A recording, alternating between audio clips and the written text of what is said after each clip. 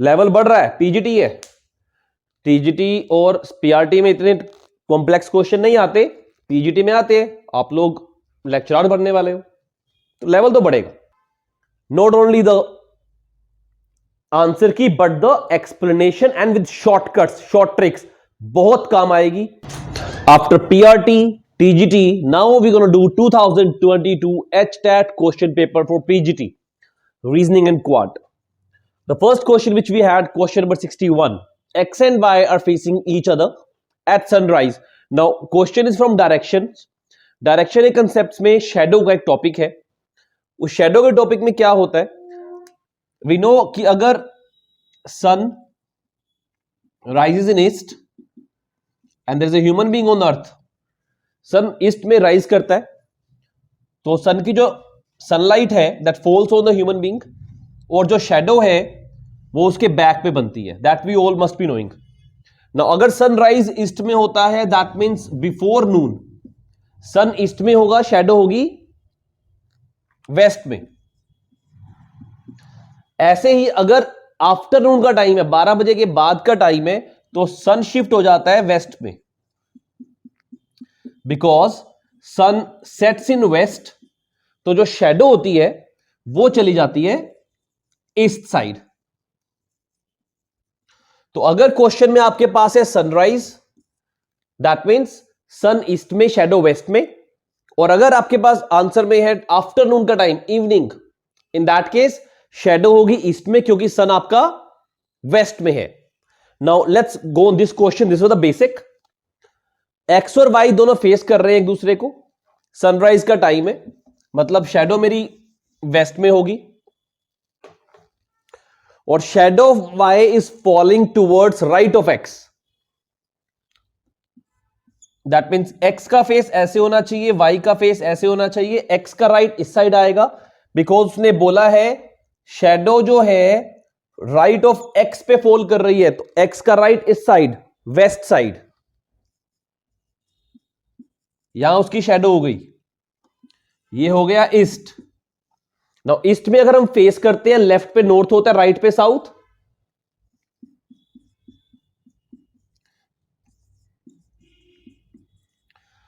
तो the question is then Y is facing which direction. तो Y का face कहां है, जहां पर एरो फेस कर रहा है, तो वाई का फेस है ऊपर की तरफ, that means my answer is north. The second question we have number 62, it's from quantitative, time, distance and speed, boat का क्वेश्चन है। A boat covers a certain distance downstream. Downstream क्या होता है, नाउ ये आपकी स्ट्रीम है, पानी है, लेट्स से फ्लो इस साइड जा रहा है, और अगर इसके ऊपर एक बोट आ जाए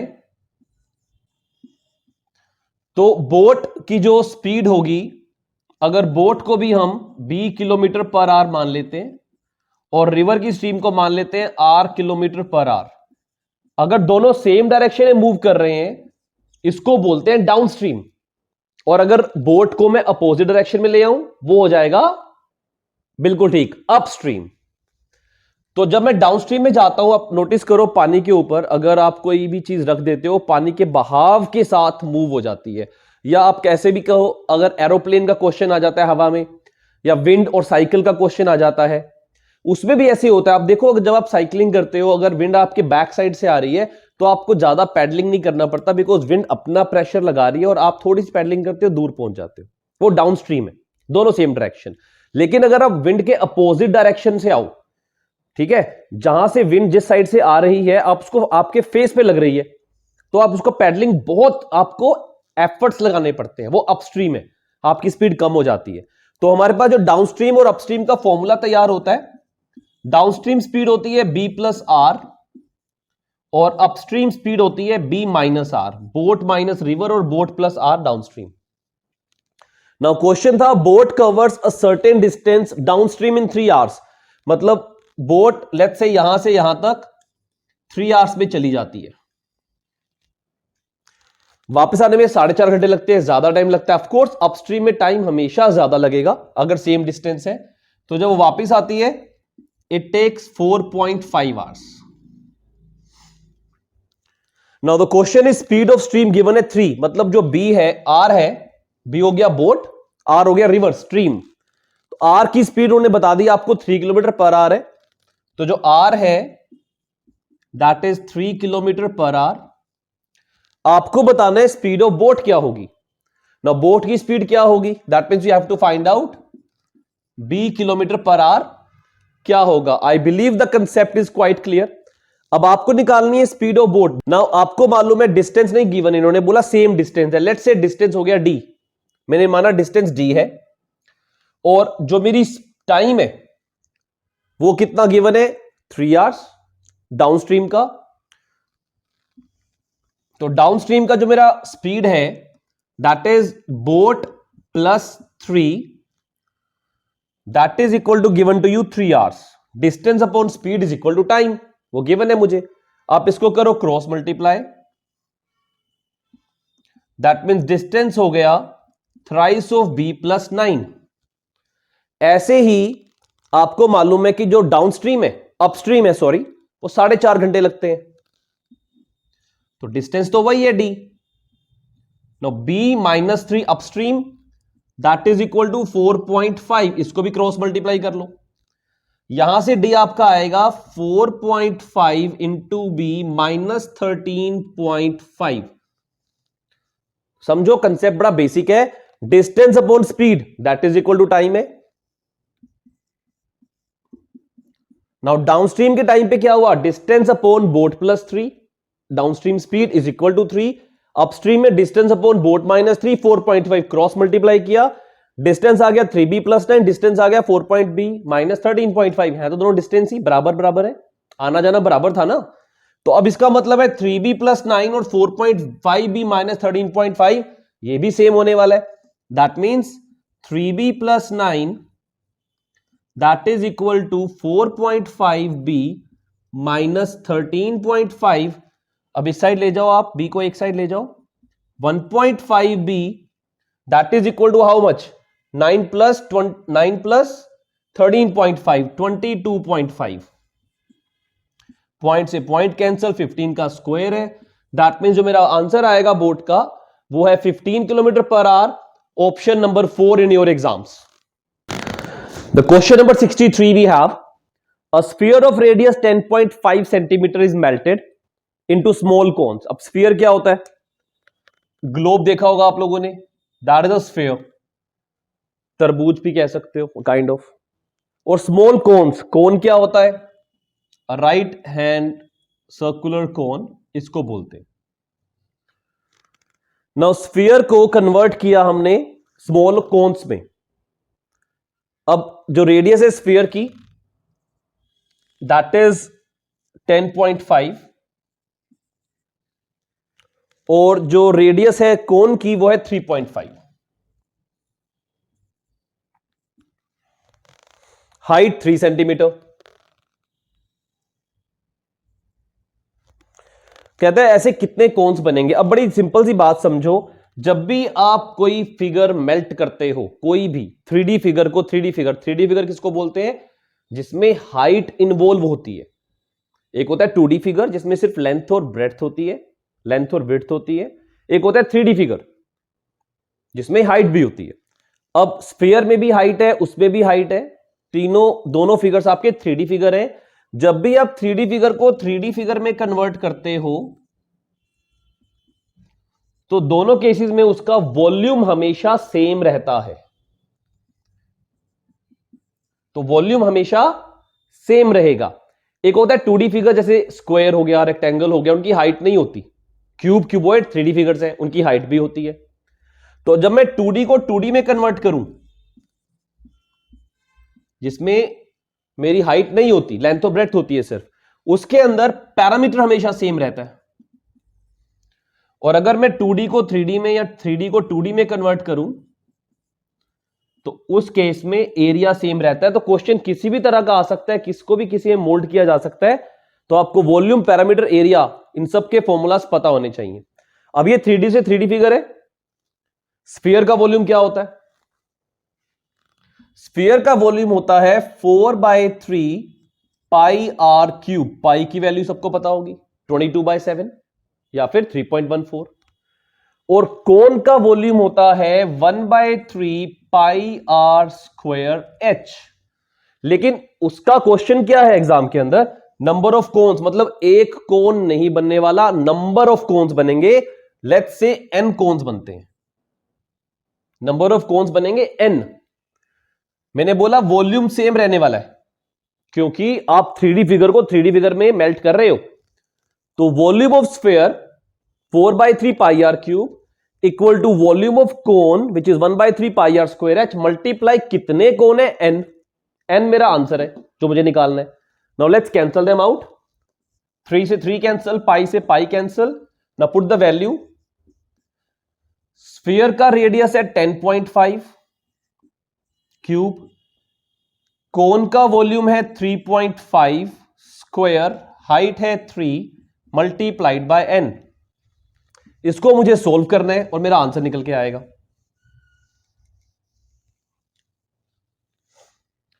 now let's solve it. 4 into 10.5 into 10.5 into 10.5 इस 3.5 स्क्वायर को यहां ले लेते हैं नीचे।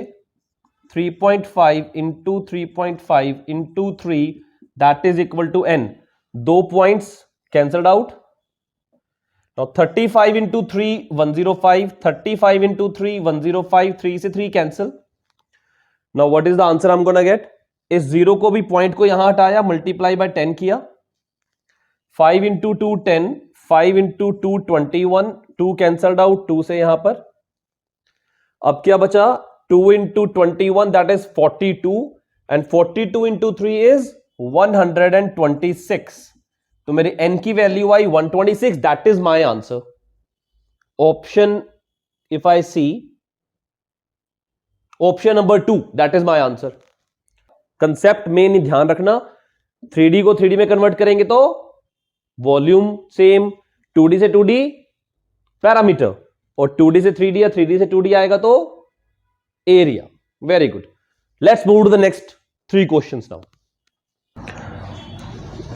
Now the question number 64, if the amount is 3 and 3/8 times the sum after 3 years at compound interest, then rate of interest will be what? तो rate of interest क्या होने वाली है? Now compound amount का फॉर्मूला आपको पता है, last class में मैंने बताया था। compound amount is equal to P principal into 1 plus R rate of interest by 100 raised to power n। उन्होंने बोला अमाउंट हो गया 3 and 3/8, 8 into 3 24, 24 into 3 27।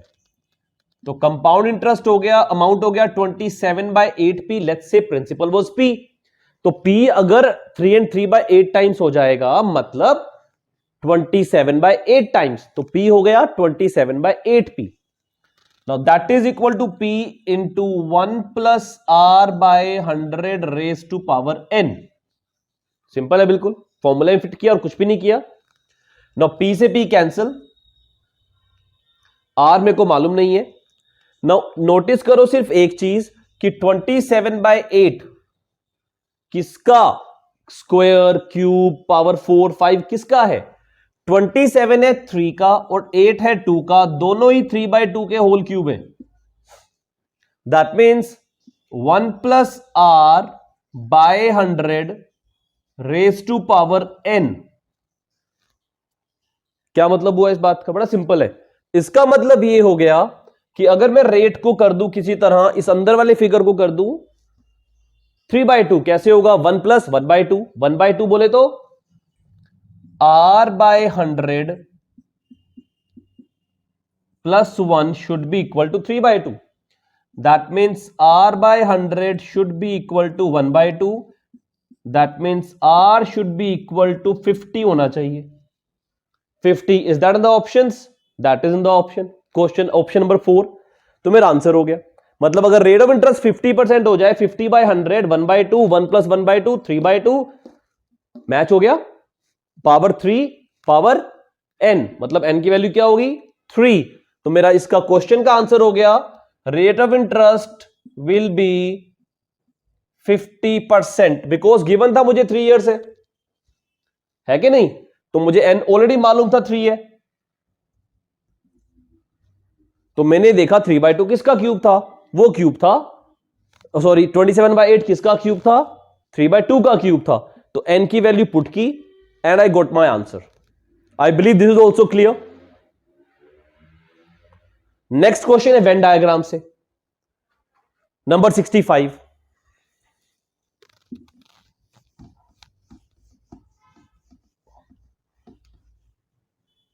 रब कर दिया है मैंने, अगर बाय चांस फॉर्मूला नहीं नोट किया था तो रिवाइंड करके नोट कर लो एक बार, इंपॉर्टेंट फॉर्मूला था हमारा। Question number 65, out of 1865 people, मुझे कैसे पता वेन डायग्राम है? बड़ा सिंपल कंसेप्ट होता है। जब भी आपको पता हो कि टोटल लोग हैं, उसमें 2 या 3 कम्युनिटीज हैं और उसमें कुछ लोग दोनों बोल सकते हैं, दोनों नहीं बोल सकते हैं, तो वहां वेन डायग्राम फिट हो जाता है। वेन डायग्राम की क्लास भी यूट्यूब पे ऑलरेडी है।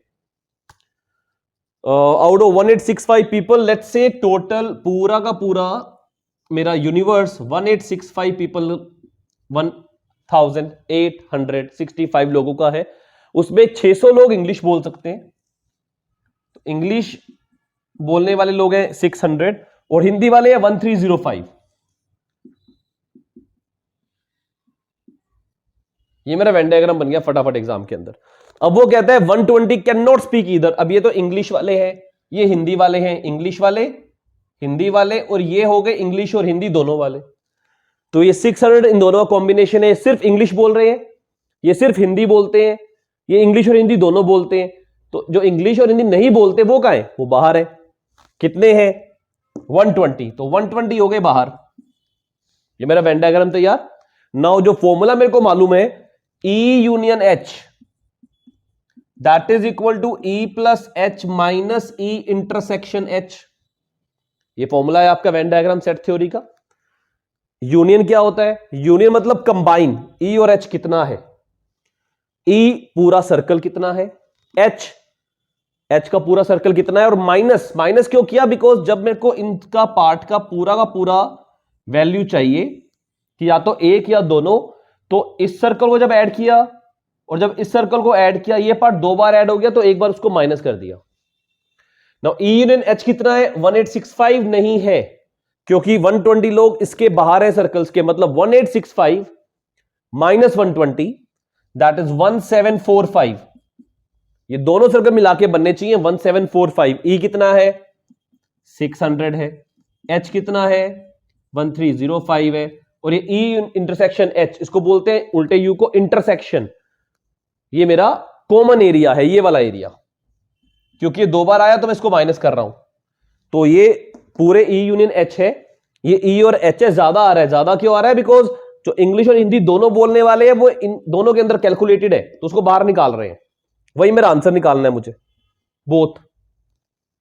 तो X की वैल्यू हो जाएगी 1905 minus 1745 that is going to be equal to 160। Okay, एक सेकेंड। 1865 थे, अच्छा सॉरी, तरीका बिल्कुल ठीक है, we are absolutely right in this.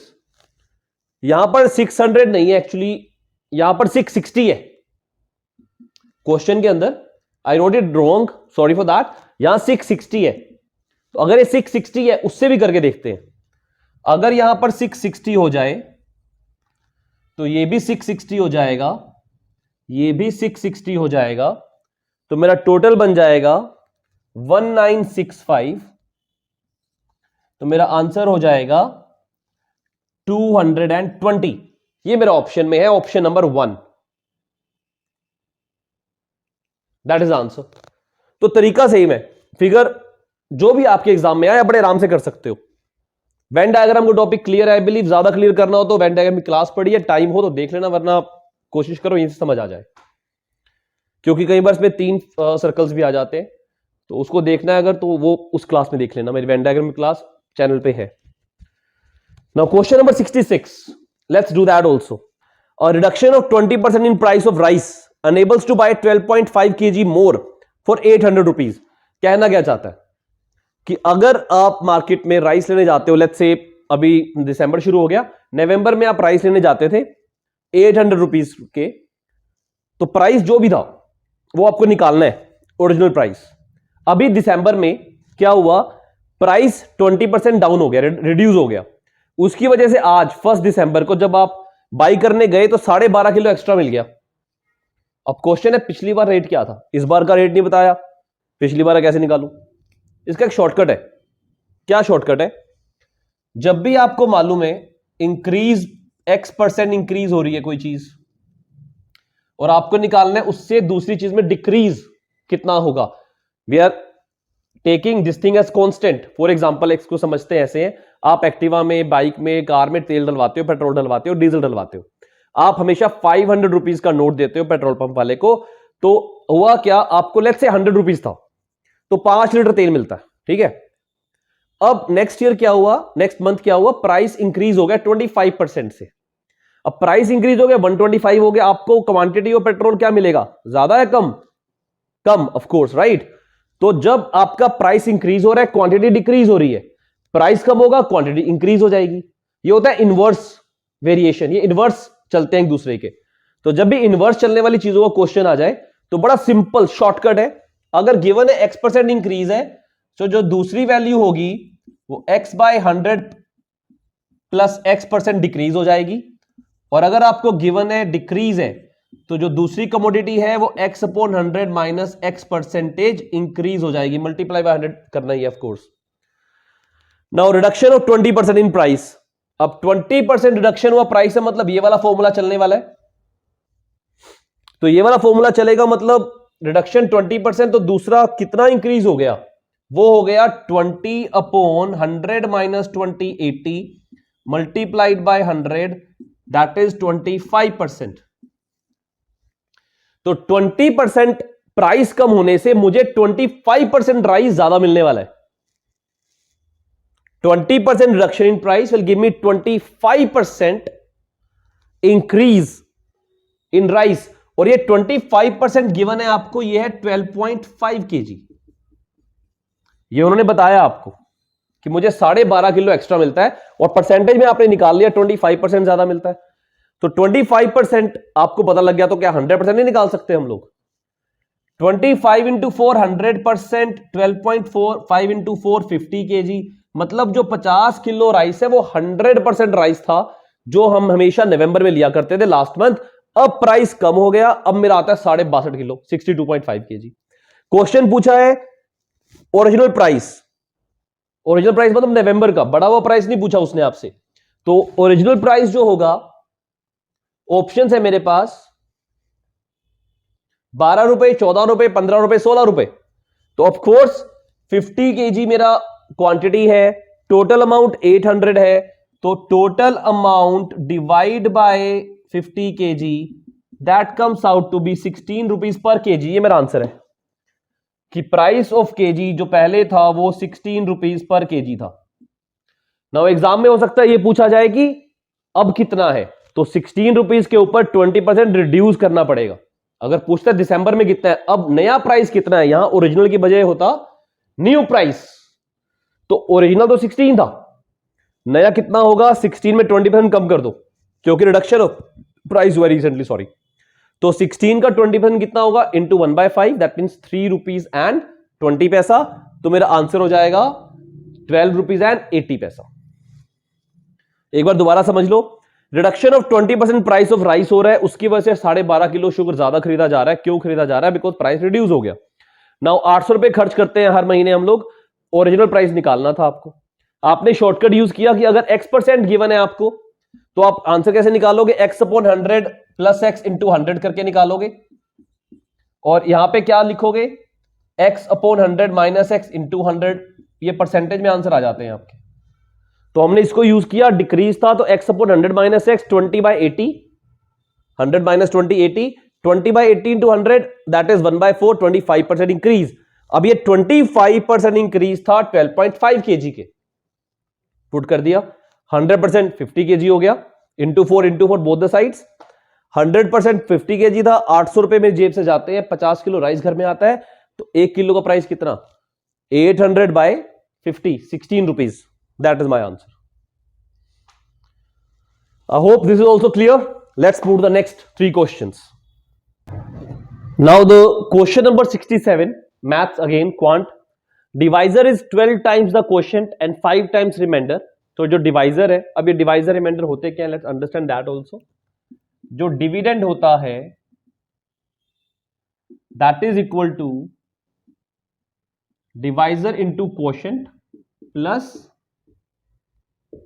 Reminder होता है, ठीक है। अब वो कहता है डिवाइजर जो है वो, अब ये फॉर्मूला कहां से आया, बाय चांस अगर ये देखना है तो आप लोगों ने सभी ने लॉन्ग डिवीजन मेथड किया होगा। ये होता है डिवाइजर, ये होता है क्वोशंट, और यहां पे नीचे आ जाता है रिमाइंडर। उसी को मैंने एक स्ट्रेट लाइन में लिखा लीनियर इक्वेशन के फॉर्म में कि dividend is equal to divisor into quotient plus remainder. तो अब इसको सोल्व करने वाले हैं। रिमाइंडर मुझे गिवन है 36 है, that mean this is 36। Divisor 12 times the quotient है और डिवाइजर 5 टाइम्स द रिमाइंडर है। 5 टाइम्स मतलब 5 मल्टीप्लाइड बाय 36, तो डिवाइजर हो गया 180। और जो आपका क्वोशंट है वो 12 टाइम्स है, सॉरी डिवाइजर है 12 टाइम्स ऑफ क्वोशंट, तो क्वोशंट 1/12 है उसका। 1/12 ऑफ 180 दैट इज 15, तो मतलब ये 15 है। इसको सोल्व करो, you will get the dividend. अब प्लस 36 तो आना ही आना है, इसको सोल्व कर लो। 15 into 0 0, 15 into 8 120, 12 that is 2700, that means 2736 is my dividend.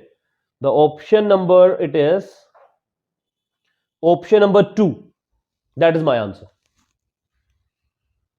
I hope this is clear. ज्यादा टफ नहीं है, बहुत इजी क्वेश्चन था। Now the next question 68। अब 68th क्वेश्चन में क्या है, it's a coding decoding, last class में भी किया था। नाउ कोडिंग डिकोडिंग के अंदर और series, sorry not coding decoding, series का क्वेश्चन है। Z1A नेक्स्ट निकालना है, क्या है ये, कोडिंग डिकोडिंग है। Z1A X2D V6G T21J and number सबके बढ़ रहे हैं। पहली बात तो मैं नंबर्स से आइडिया लगा सकता हूं, बट पहले चलता हूं ऑप्शंस की तरफ। ऑप्शंस में अलग क्या है, ऑप्शंस के अंदर क्वेश्चन नंबर 68 में बीच में लिखा हुआ है 2676 और 2670, राइट। और पहला लेटर है NT और M का ऑप्शन है, लास्ट में TN और S का ऑप्शन है। तो जो आपको इजी लगता है वो करो, ठीक है। मेरे को सबसे इजी क्या लग रहा है पता है, मेरे को सबसे इजी लग रहा है ये वाला लास्ट अल्फाबेट ADGJ। क्या हो रहा है इसमें, A का नंबर 1 है, D का नंबर 4 है, G का नंबर 7 होता है, J का नंबर 10। अब नंबर कहां से आ रहे हैं, अल्फाबेट्स का सीक्वेंस है, AB1 B2 C3, ये सब ने किया होगा, राइट। 1 4 7, तो M हो गया 13, P है 16, तो लास्ट में आना चाहिए 19। 19 मतलब QRS, मतलब लास्ट में S ऑप्शन होगा। S ऑप्शन मेरे पास दो जगह पे आया हुआ है, दैट इज ऑप्शन नंबर 3 और ऑप्शन नंबर 4। तो ऑप्शन 3 और 4 में से एक आंसर होने वाला है। अब दोनों में स्टार्टिंग में एक जगह N है, एक जगह M है। नंबर की कैलकुलेशन भी कर सकता हूं। अब देखता हूं क्या इजी लग रहा है, अगेन नंबर ही एक्स्ट्रा इजी लग रहा है मेरे को, अल्फाबेट इजी लग रहा है, सॉरी, क्योंकि नंबर तो बहुत बड़ा कैलकुलेशन करनी पड़ रही है। तो Z होता है 26, X इज 24, V इज 22, 20, 18, 16। अब सब में -2 हो रहा है, पहले सब में +3 हो रहा था, अब सब में -2 हो रहा है। तो अब 16 - 2 14, 14 मतलब N। तो नंबर को मुझे कैलकुलेट नहीं करना, मेरे ऑप्शन नंबर 3 में स्टार्टिंग में N है, लास्ट में S है, बाकी किसी ऑप्शन में ऐसा है ही नहीं। तो मेरा आंसर हो गया ऑप्शन नंबर 3। मुझे बीच वाला सोल्व नहीं किया, मेरा टाइम सेव हो गया। आई hope this is also clear. Easy question था, इसमें कोई ज्यादा दम नहीं था। Number 69, it says A number divided by 5, 9 and 13 leaves remainder 2, 6 and 10। अब रिमाइंडर अलग अलग है। जब रिमाइंडर सेम होता था तो क्या करते थे, अगर रिमाइंडर सेम होता है तो क्या करते हैं, एलसीएम लेके वो नंबर ऐड कर देते थे।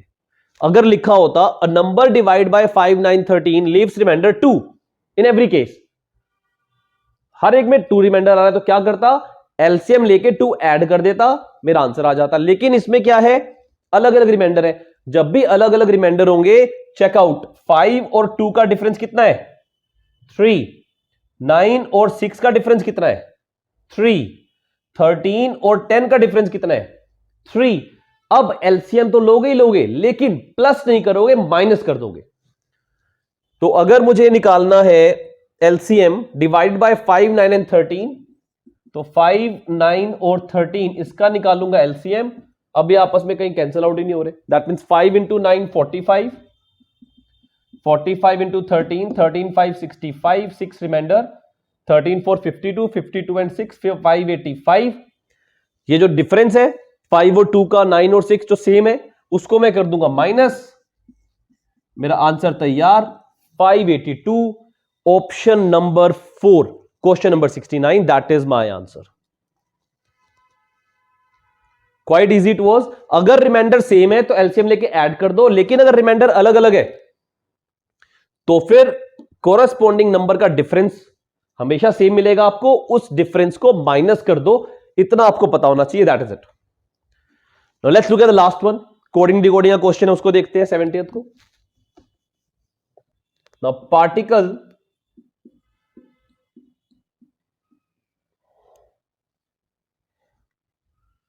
is written as USBQFMDJ। Now मैंने 3 रूल्स बताए थे आपको। रूल नंबर 1 कि क्या डॉक्यूमेंट के अल्फाबेट, जो मेरा क्वेश्चन है, क्या वो कोड में गिवन है, मुझे हिंट्स में गिवन है, डी कहीं भी नहीं गिवन है, ओ कहीं भी नहीं गिवन है, मतलब रूल नंबर 1 नहीं चलेगा। अगर होता तो क्या करता, मैं कोरस्पॉन्डेंस लेटर उठा सकता था, मेरा आंसर हो जाता। रूल नंबर 2, क्या जो ऑप्शन गिवन है पार्टिकल, क्या उसके अल्फाबेट्स जंबल्ड कर दिया गया, सीक्वेंस चेंज कर दिया गया, तो मैं उसको भी कर लेता सीक्वेंस सेम वे पे, पर वो भी नहीं हो रहा। Rule number 3, put the numbers. Numbers कौन से, जो भी हमने डिस्कस किए थे यहां पर। Let's do the numbers. P का मतलब है 16, A1, R 18, T 20, I is 9, C is 3, L 12, E 5, U is 21, S is 19, B is 2, Q 17, 6, 13, 4 and 10। सबसे पहले चेक करते हैं नंबर्स लिखने के बाद कॉम्प्लीमेंट्री पेयर। 16 का 11 कॉम्प्लीमेंट्री पेयर कहीं नहीं है। कॉम्प्लीमेंट्री पेयर मतलब वो नंबर्स जिनका, जो वो अल्फाबेट्स जिनको लेफ्ट और राइट से अगर ऐड किया जाए नंबर पे, वो 27 बनता है। फॉर एग्जांपल ए, लेफ्ट से 1, राइट से 26, 7 हो गया 27। जेड, लेफ्ट से 1, लेफ्ट से 26, राइट से 1, 27। तो ए और जेड कॉम्प्लीमेंट्री पेयर है, एक दूसरे के सामने है, क्योंकि ए लेफ्ट से 1 है, जेड राइट से 1 है। ऐसे ही बी लेफ्ट से सेकंड है, वाई राइट से सेकंड है, बी और वाई कॉम्प्लीमेंट्री हो गए, टोटल 27 बनता है। 2 and 25 27। तो जो भी दो नंबर अल्फाबेट जिनका सीक्वेंस ऐड करें 27 बनता है, वो होता है कॉम्प्लीमेंट्री। तो 16 के साथ 11 नहीं है तो कॉम्प्लीमेंट्री नहीं चलेगा। तो क्या हो रहा है, लेट्स फाइंड आउट, क्या प्लस माइनस कुछ हो रहा है।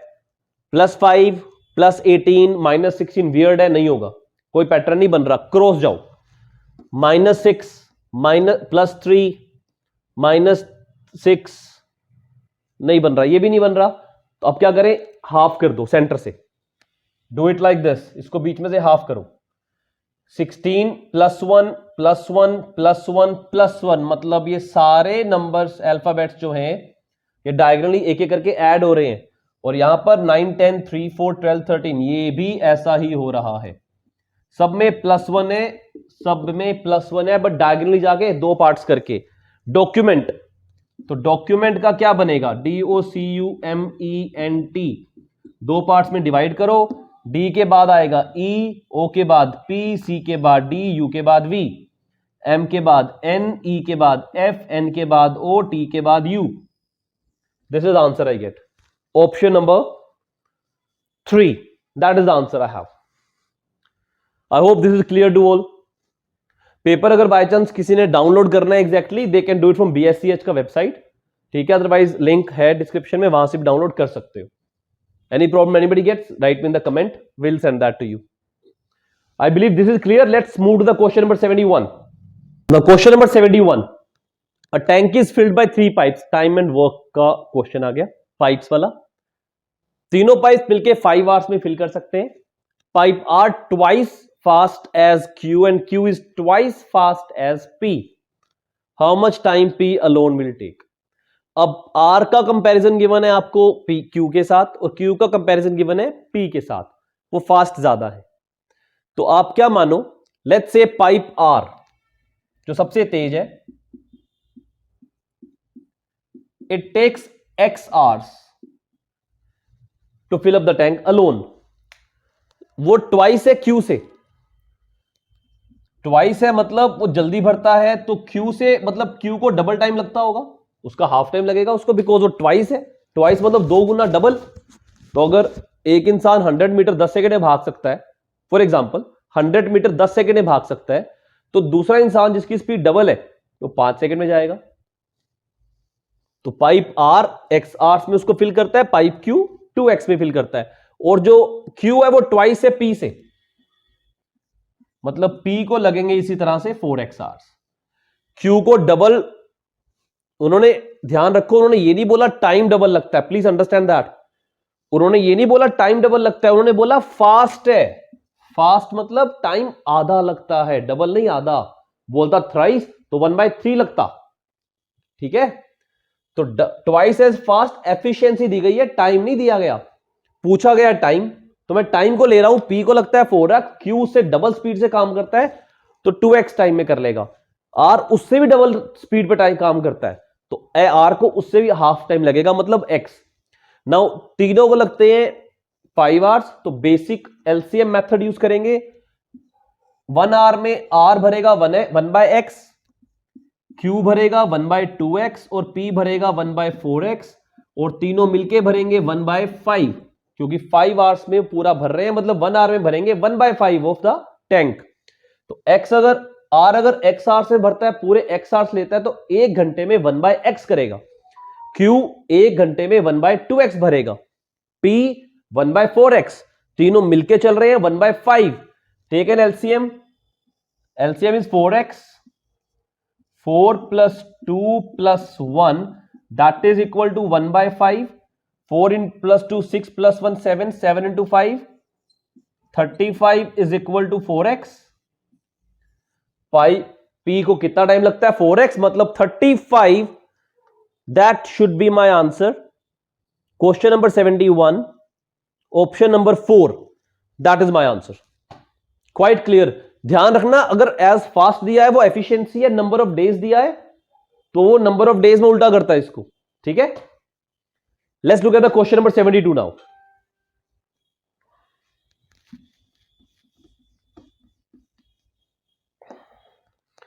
(72) कहता है x जो है वो √3 + 1 है, डिवाइड बाय √3 - 1। y है √3 - 1/√3 + 1। अब एक तो रैशनलाइज से आप x निकाल लोगे, y निकाल लोगे, स्क्वायर करके ऐड कर सकते हो, सिंपल है, पर शॉर्टकट दे रहा हूं। x² + y² निकालना है, मतलब this I can also right कि ये x + y का होल स्क्वायर -2xy है, क्योंकि x² + y² + 2xy - 2xy cut गया, सेम आ जाएगा। तो मैं x + y को ऐड कर लेता हूं, मेरे को 2 बार रैशनलाइज नहीं करना पड़ेगा, एक बार रैशनलाइजेशन से काम चल जाएगा। तो x + y that is equal to √3 + 1/√3 - 1 plus √3 - 1/√3 + 1। LCM लिया, √3 - 1 × √3 + 1,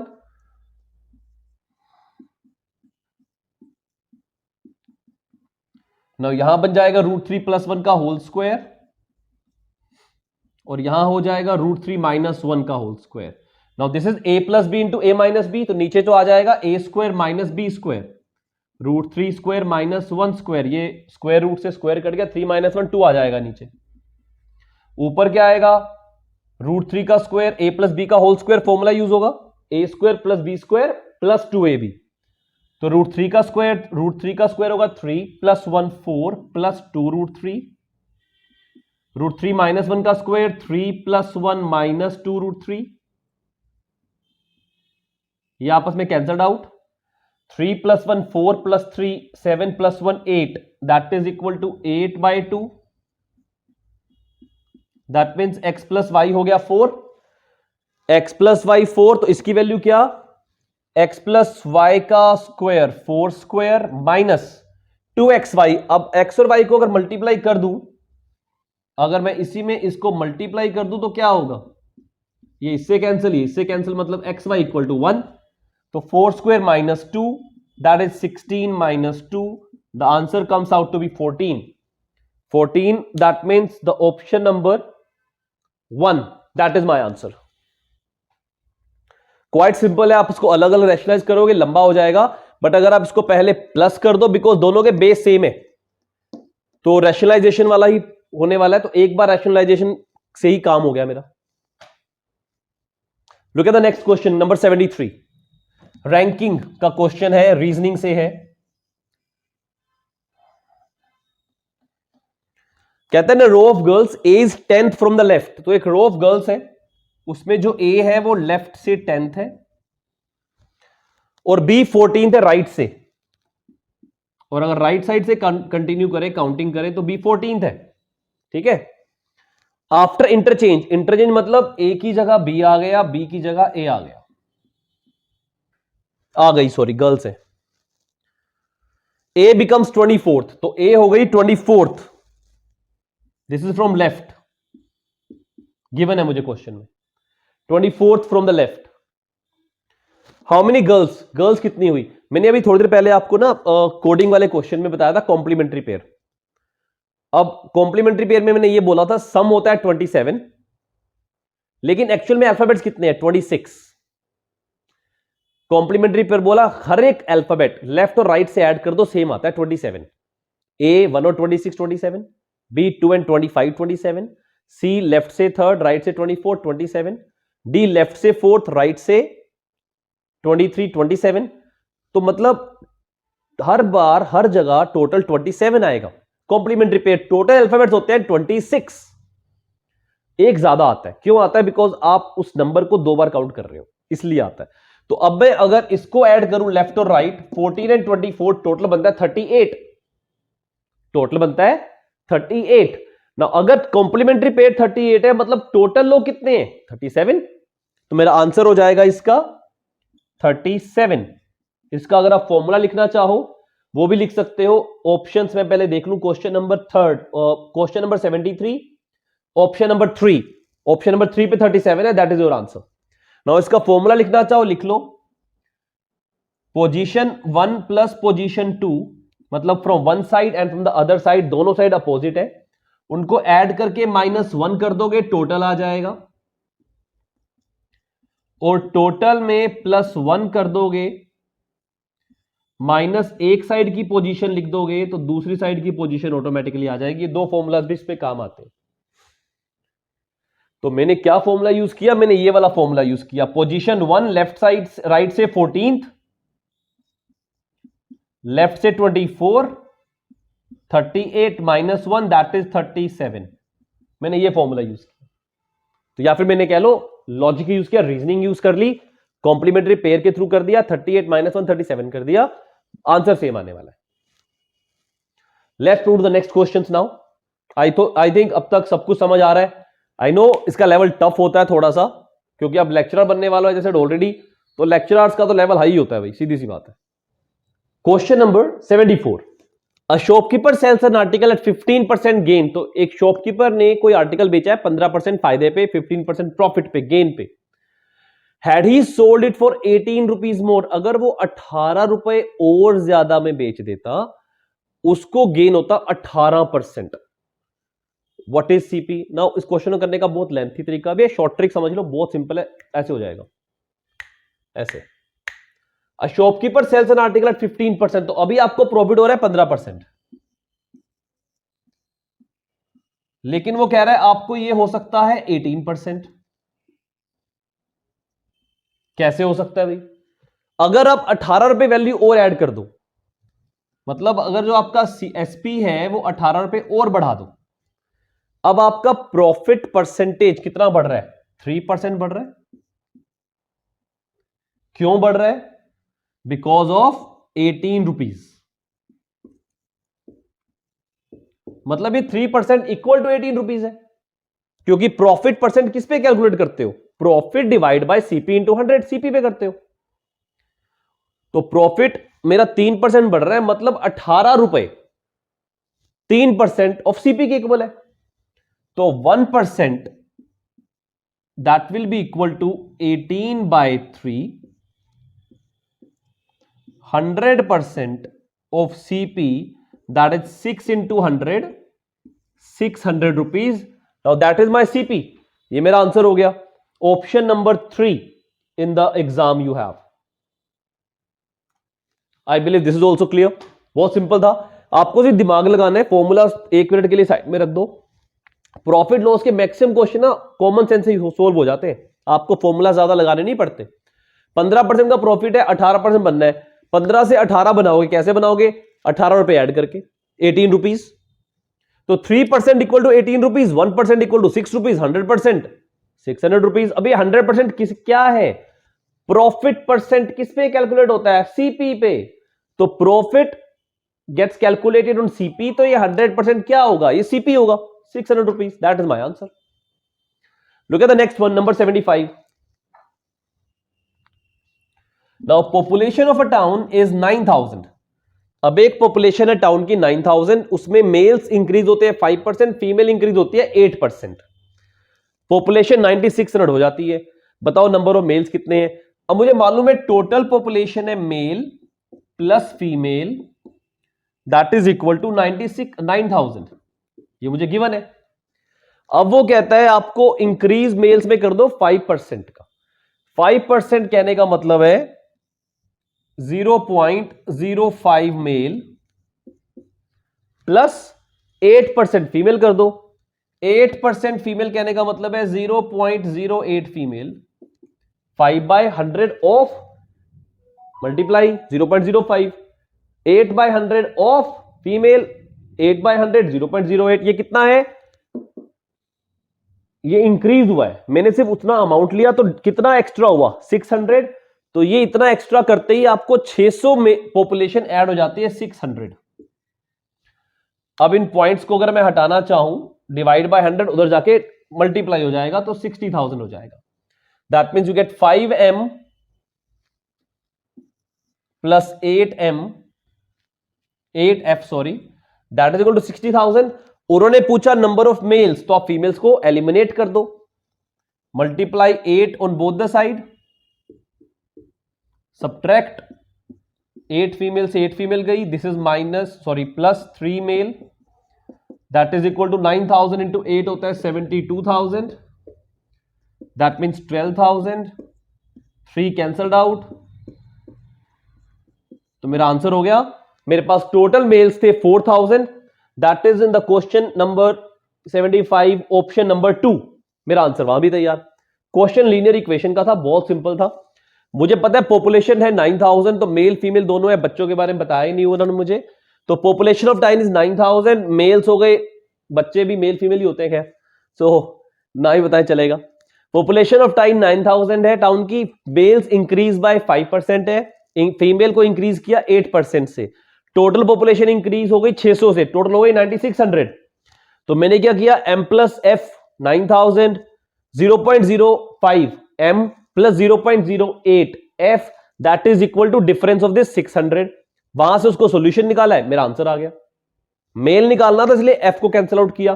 फीमेल निकालना होता तो मेल को कैंसिल आउट करता by multiplying 5 on both the side. I hope this is clear.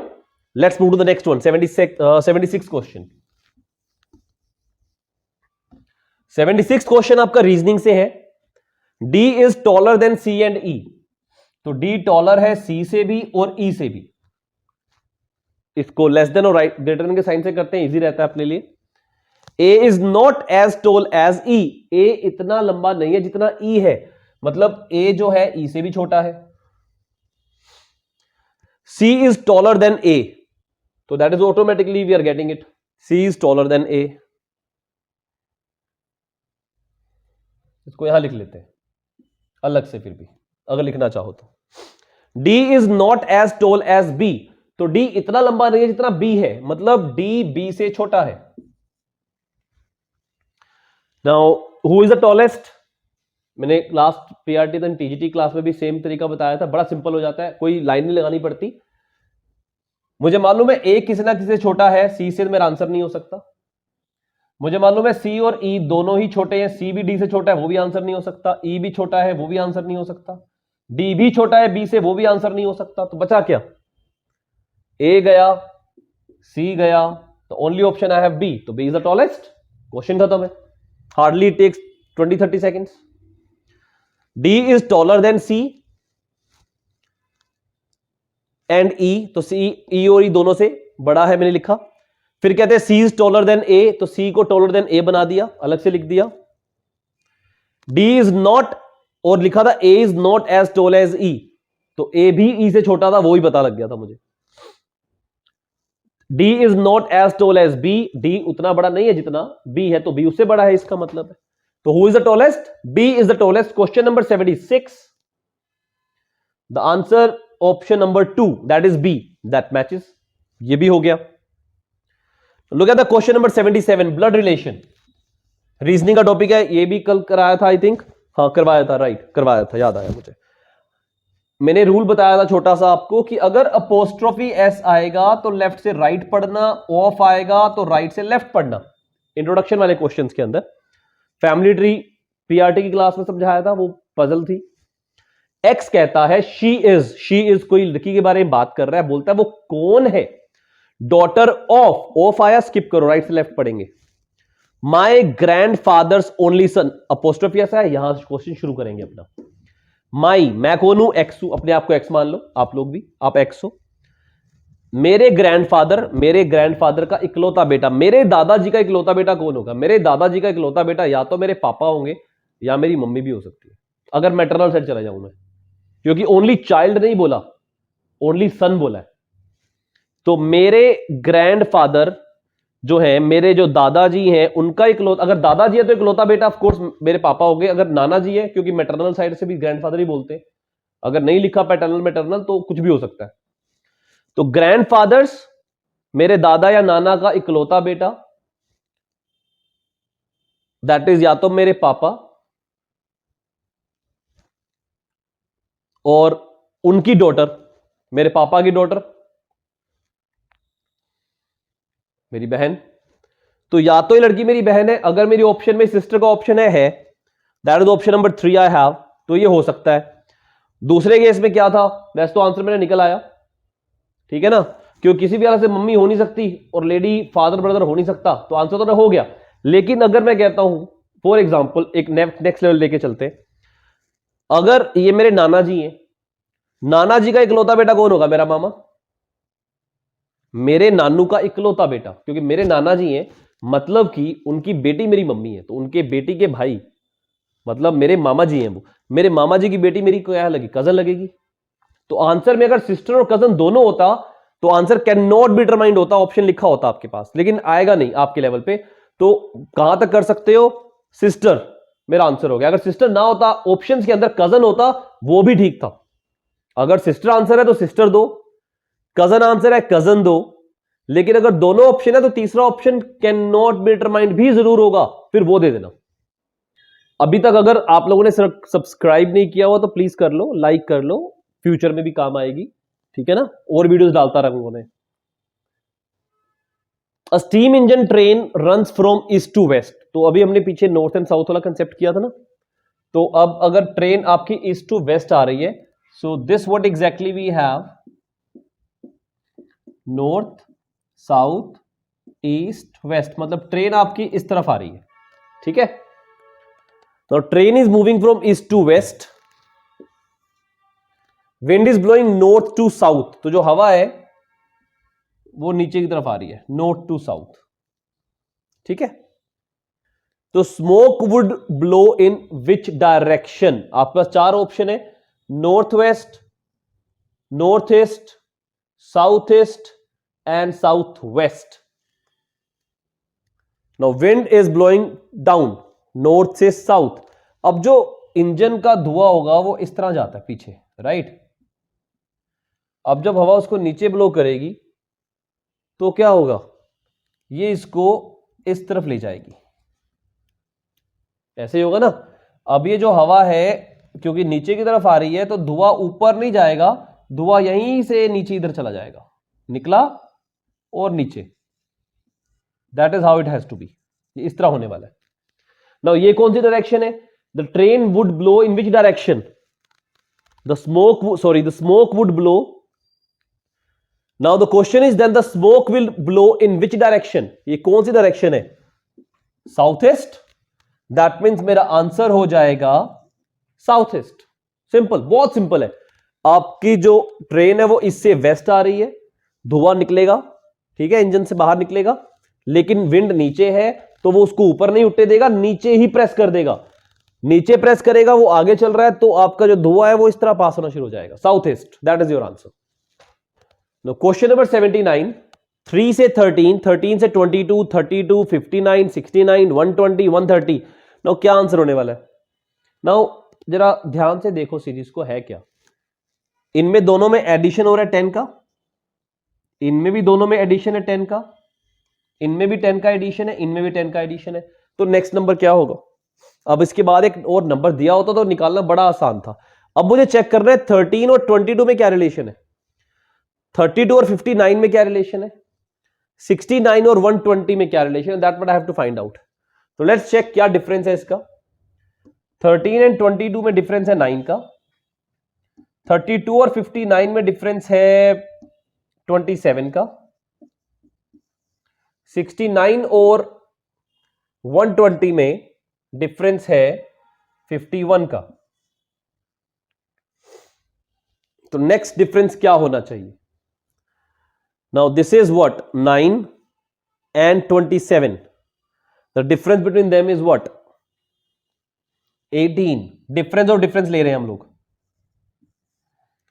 यहां पे कितना है, 24. 18 24 प्लस 6, तो नेक्स्ट होगा दोबारा plus 6. 24 plus 6 30. That means 51 plus 30, जो डिफरेंस आएगा that is 81. 130 and 80, the answer going to be 211. Please understand once again, pairs दिए गए हैं आपको 10-10 के डिफरेंस पे, लेकिन नेक्स्ट पेयर कैसे बनेगा ये नहीं पता, तो हमने किया difference of difference. Last question करते हैं आज का. Average of 9 consecutive numbers is n. Now 9 consecutive numbers है, 1 2 3 4 5 कॉन्जिक्यूटिव है, ठीक है. अब मैंने आपको एवरेज की क्लास में बताया था, जब भी कॉन्जिक्यूटिव नंबर्स हो या फिर नंबर्स के बीच का डिफरेंस सेम हो, अर्थमेटिक प्रोग्रेशन हो या अर्थमेटिक प्रोग्रेशन हो, तो क्या होगा, आपका जो एवरेज होगा, जो मीन होगा, वो मीडियन होगा. मीडियन मतलब सेंट्रल टर्म. अब n 9 टर्म्स हैं आपके पास, 9 टर्म्स हैं. जब टर्म्स आपके n होती हैं, मतलब इवन ओड होती हैं, when terms you have odd terms है n की value, the number of terms you have odd number, इसका मतलब है जो आपका मीडियन होगा वो n+1/2 होगा. और अगर आपके इवन टर्म्स है, नंबर ऑफ टर्म्स इवन है, 10 होती 9 की बजाय फॉर एग्जांपल, तो आपका जो मीन होता वो n/2 plus next term divide by 2 हो जाता. नाउ इस क्वेश्चन में 9 है, तो 9 कॉन्जिक्यूटिव नंबर्स, डिफरेंस सबका सेम, तो 9 + 1 10/2 फिफ्थ टर्म. तो मेरी जो n है, जो मुझे इन्होंने बोला एवरेज है, वो फिफ्थ टर्म है मेरी.